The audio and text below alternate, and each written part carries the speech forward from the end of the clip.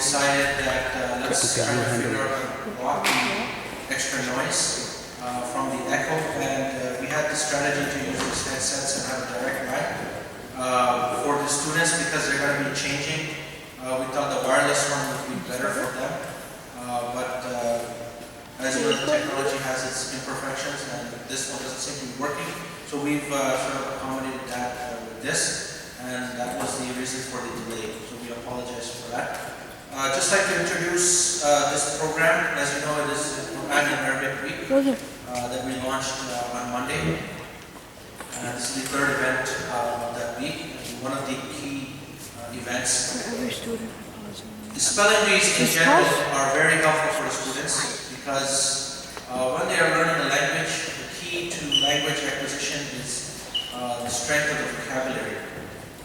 The more vocabulary you have, the more opportunities you have to actually use the language.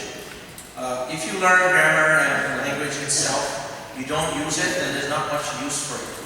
And eventually it will disappear. For example, I learned French all the way up to grade 11, but my French is not at the grade 11 level that I was at, simply because I did not use it. The same thing with Arabic and any other second language. Unless you use that language, it will disappear. And the best way to use a language is to acquire the vocabulary, because then you can make more sentences and so on. So spelling bee actually is a very good exercise. Not only do the students memorize the actual word, but they will learn it in a sentence, they will learn the meaning, they will ask, and you'll see that when they ask the judges these questions. So alhamdulillah, this event not only in a competitive nature to actually bring out the best in our students, but they will also, whether they end up as the first place or not, they will all be winners because they will all learn many different words. Now this is also an Arabic spelling bee, so our goal here, and it should be a goal of every Muslim, is to learn the Arabic language. Because Allah subhanahu wa ta'ala said that He revealed this Quran in an Arabic language, or He revealed this Arabic Quran. And the reason why that's important, and we've discussed this many times with the students, is that when you translate the language, you lose a lot of the culture of that language. You lose a lot of the substance.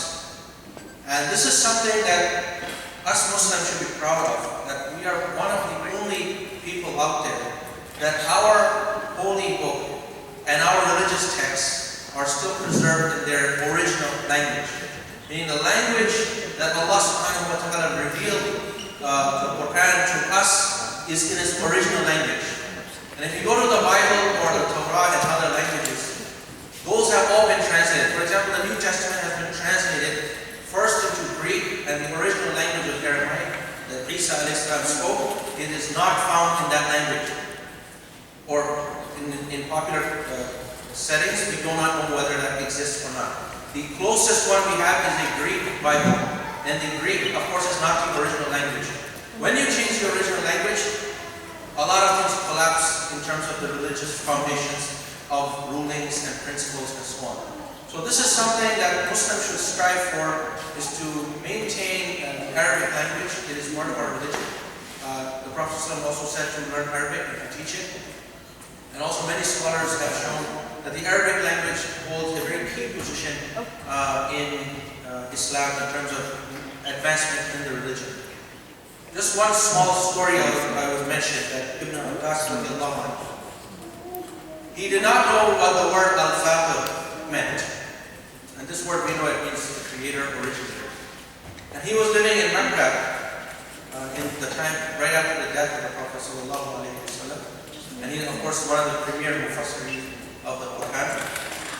And he said that he had to go into the interior of the Jazirat al-Arab and meet the Bedouins, where they spoke very rich, pure Arabic.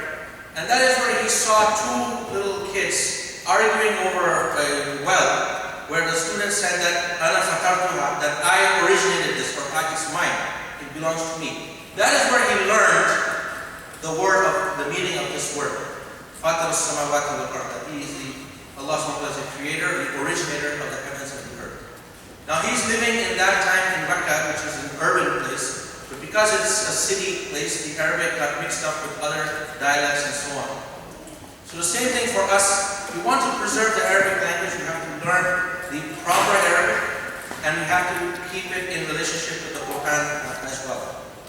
And I hope, inshallah, that events like this and other things that we would incorporate here would promote the same goal, inshallah ta'ala. Once again, I welcome the parents to this event. I wish all the students success in this event and all the others who were participating in round 1. And inshallah, we'll have a good Arabee, inshallah. Jazakallah khair. Assalamu alaikum.